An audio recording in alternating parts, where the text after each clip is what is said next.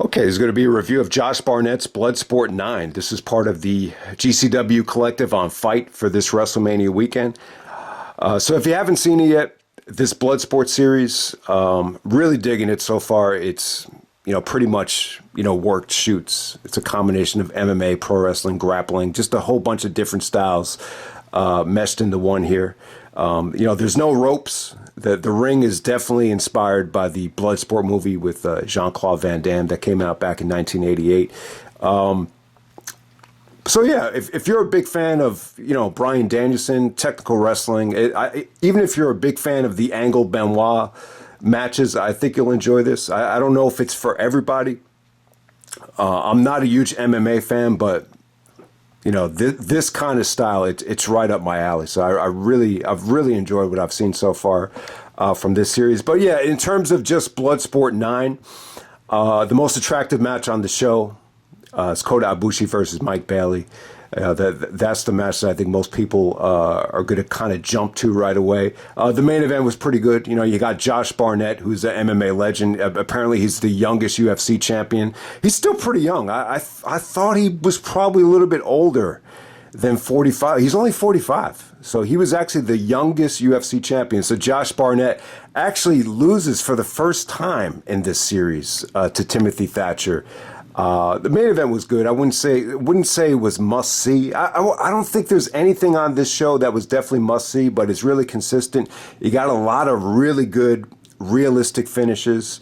You also have Johnny Nitro, John Morrison. On this show, he's known as Johnny Bloodsport.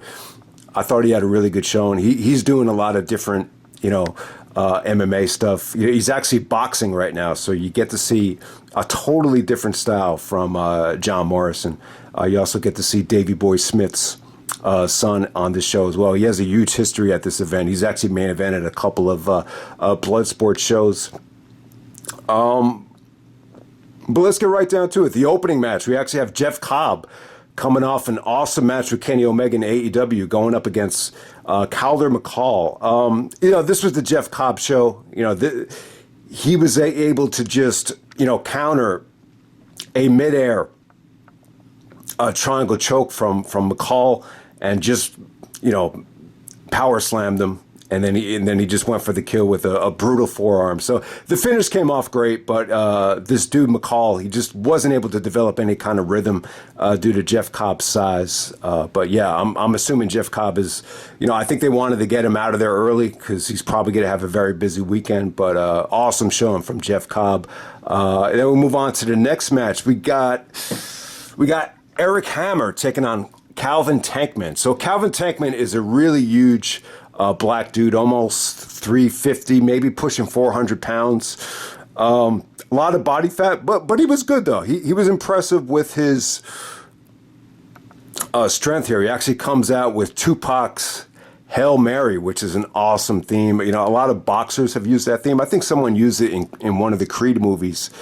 So he comes out with the Machiavelli Hail Mary theme, and he's taking on Erik Hammer, who looks like he's Dax Hardwood's brother with that mustache right there. So like I was saying, man, Calvin was really able to do some really nice suplexes here. I mean, his suplexes were breathtaking. Like they came off so powerful. He apparently could have played Division I football, but he turned it down.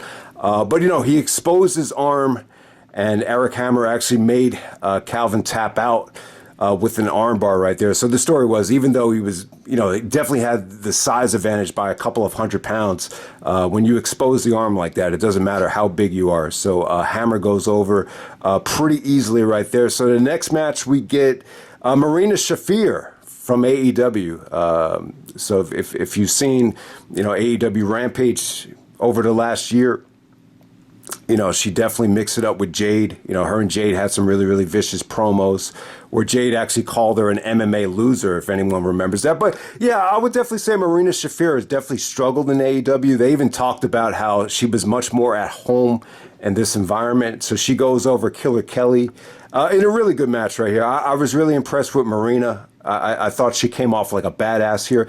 When she was presented in AEW, like I really thought they were going to push her to the moon. So I was a little bit surprised that they kind of just had her job out to Jade on television. Killer Kelly, whenever she got any type of offense in, they almost kind of sold it like she was trying to embarrass Marina, and that's what bit her in the ass. But I thought Marina looked like a badass here. I thought the finish was really convincing, and I thought both women looked good. This was definitely one of the highlights of the show, no doubt about it. And we move on to the dream match, the biggest fight of the night. We got Kota Ibushi taking on Speedball Mike Bailey. All right, so when you see this match on paper, the environment is not ideal, especially when you think of Ibushi's move set with the moonsaults and the Phoenix Splash. I mean, he could just do so much stuff off the top rope, and Mike Bailey as well, like the Ultimo Weapon.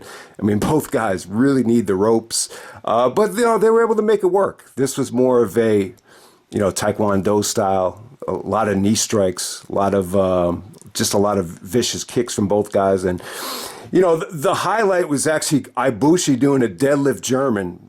Bailey was able to get out of a submission, was just able to get on the floor. And then Ibushi actually gives him a deadlift German from the floor back into the ring. Everybody in the crowd just jumped up to their feet, so that was pretty sweet. I mean, Bailey was able to do the rapid fire kicks. I thought that was cool. He actually did a standing Ultimo Weapon. Doesn't have the ropes here, so he couldn't do much. But, the finish was pretty awesome, though. Ibushi gives Bailey a regal plex, and then he locks in both arms, and then he gives him a vicious V-trigger, and just knocks Mike Bailey out. It was short. I don't know if everyone's going to be satisfied with this, because I'm sure the expectations were so high. But, once Ibushi knocked him out, like, it got a standing ovation. There was Bloodsport chants. And, man, Mike Bailey's going to have a busy weekend, so maybe that's why they wanted to keep this short and sweet. But a good return for Kota Ibushi. I would be surprised if, Ibushi doesn't make some surprise appearances this whole weekend. Maybe Supercard of Honor, maybe even the Impact show. But we'll see. We'll see what happens there. All right, so after that we had Chavo Guerrero actually honoring, I think his name was Erik. God, I'm going to butcher his name. They don't have it here. I think it was Erik Paulson, MMA legend. So you get to see Chavo come out. So that was cool. That was like your intermission right there. So after intermission, we get, who was it? All right, it was Bad Dude Tito taking on Uemura. I really like this. I was really impressed with Yuya. He actually lost to Davey Richards at Bloodsport 7. I actually watched some of that match, and Davey was actually booed out of the building when he won that match. I guess the fans just didn't buy into it. So Davey Richards was supposed to be on this show to wrestle John Moxley, but he ended up retiring. There's some controversial things that went on there. I really don't know what happened to Davey, but but the bottom line is here, this dude, Yuya, he's a hell of a wrestler, man. I thought he was great. He was more of the wrestler. Bad Dude Tito, he was kind of like the biggest prick on this show, just very disrespectful. While this lasted, I was impressed with, just Yuya's offense from a wrestling standpoint. But Bad Dude Tito was able to lock in an ankle lock, very similar to Kurt Angle at the Royal Rumble 2003, where he just locked it in and wrapped his legs around the ankle to make him pass out. And then he kind of pie-faced him at the end instead of shaking his hand. So there we go with that. But bottom line is here, I was really impressed with Yuya. I think he's got a really extensive background as a amateur wrestler. So you could definitely see the potential in Yuya right there. So there we go with that. All right, next up you had Davey Boy Smith Jr. taking on J.R. Kratos. All right, so if you haven't seen J.R. Kratos, man, he looks like one of the villains from the Over the Top movie. Like, one of those bouncers at a bar, a lot of tattoos, just... I would even be intimidated by this guy if he showed up at the park and started yelling at me. So take that for what it is. I think he came off really intimidating. This wasn't a great match in terms of, crowd reaction, but it was just engaging. They didn't do anything super athletic here, but I just felt like it was competitive. And Davey Boy Smith Jr., he was able to get the win with a crossface here.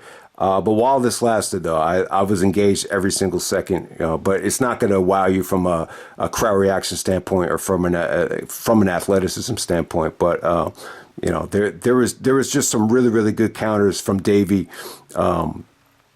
After JR was trying to just, strike him in the face and put a lot of pressure on his jaw.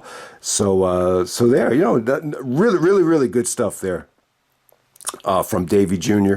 All right, next up we got Johnny Bloodsport, John Morrison taking on Royce Isaacs. All right, so I was really impressed with Johnny Nitro here. Just never seen him, wrestle this kind of style before. He's still in just amazing shape. After all the years he's been in the game, he's got to be approaching his mid-40s now. He's still in awesome shape. So you just saw him really do some good grappling here, some really, really good, leg sweeps from him. I thought Royce Isaacs looked impressive as well. This is a really impressive match. They talked about how Johnny is, doing some boxing training. Really didn't showcase a lot of strikes here. This is more ground and pound on the mat, but ultimately, Johnny actually made Royce tap out with a front face guillotine face lock. So really impressive showing from Johnny Nitro. I still think there's room for improvement in terms of his mat skills here.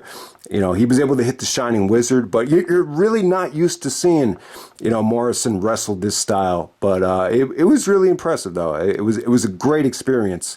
For John Morrison. After the match was over, they were chanting Johnny Bloodsport. I thought they were just doing it just to be creative, but I didn't realize that, this is actually the name he was using for the whole show. So, definitely one of the highlights of the night. All right, next up we got John Moxley taking on Alex Coughlin. Okay, so Alex Coughlin is really, really good. He's had some really good show stealers in the past. I think he had a match with Tom Lawler at Bloodsport 7, which I think that stole the show from Bloodsport 7. So that came off really good. So, you got Moxley coming off the Rocky 3 controversy. I don't know. He didn't look like his head was in the game here.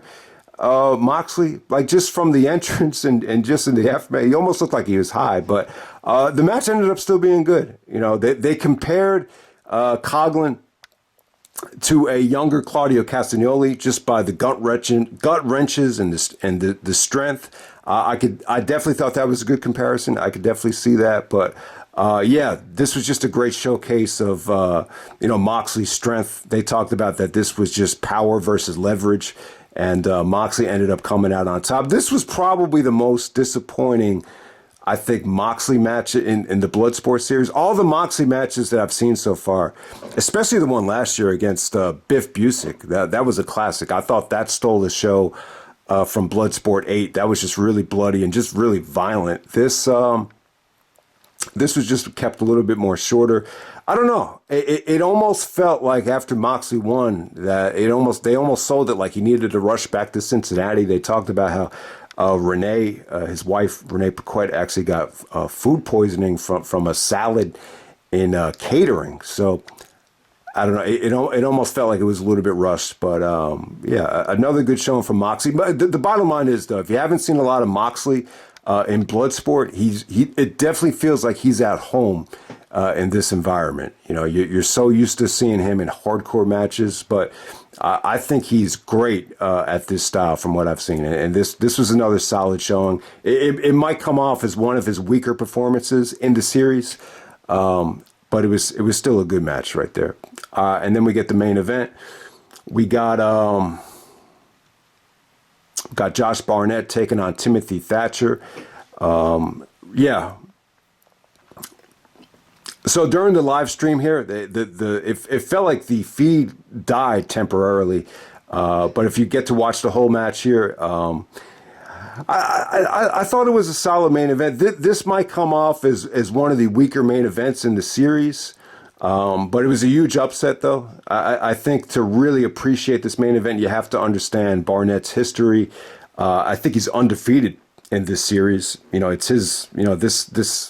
he's actually booking these shows, to my knowledge. So this is a huge victory for Timothy Thatcher. So, Timothy Thatcher is definitely at home in this environment. He had that great match with Bryan Danielson last month, and he's always been known to be more of a just a no nonsense grappler. So it's definitely an attractive main event. I'm really impressed with Barnett. You can learn a lot from both of these guys. Barnett really reminds me a lot of Kabashi. Not in terms of the moveset or anything like that, but just in terms of the size, the strength. Just the way he plays defense by planting his feet, just to avoid, getting dropped off, getting picked off of his feet. So there's a lot of good stuff here. It's tough to make this match interesting, but I will say this. I think the finish came off shocking to people. So Thatcher actually had Barnett in an armbar, and, Barnett tried to counter out of it with a roll-up, and then he exposed his knee.